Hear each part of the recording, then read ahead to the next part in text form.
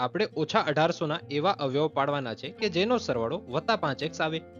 હવે અવળી મોટી સંખ્યાના જ્યારે પણ અવયવ પાડવાની વાત આવે ને તો જોવાનું કે એ સંખ્યા કઈ સંખ્યાની વચ્ચે આવેલી છે. એટલે કે 10 થી 20 વચ્ચે આવે છે. હવે એ ખબર કેવી રીતે પડે? 10 ગુણ્યા 20 કરીએ તો આપણે શું મળે છે? 200. હવે 200 મળે છે એ 1800 થી મોટી છે કે નાની છે? નાની છે. એટલે 10 થી 20 વચ્ચે 1800 આવતા નથી. તો 20 થી 30 વચ્ચે જોઈએ, 20 ગુણ્યા 30 કરીએ તો મળે છે આપણે 600. તો 1800 તેનાથી પણ મોટી છે, તો તેમાં પણ નથી આવતા. હવે 30 થી 40 જોઈએ, 30 ગુણ્યા 40 કરીએ તો આપણે મળે છે 1200.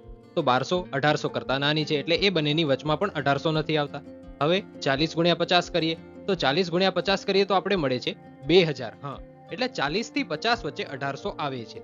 હવે આપણે ગેપ કેટલાનો જોઈએ છીએ? 5 નો. તો જોવાનું, એક 40 લઈએ અને 40 થી 5 આગળ હાલીએ, ગેપ છે આપણો, એ જોઈએ તો કેટલા રે? 45. 40 ગુણ્યા 45 કરીએ તો કેટલા આવે છે? હા, 1800 આવી જાય છે.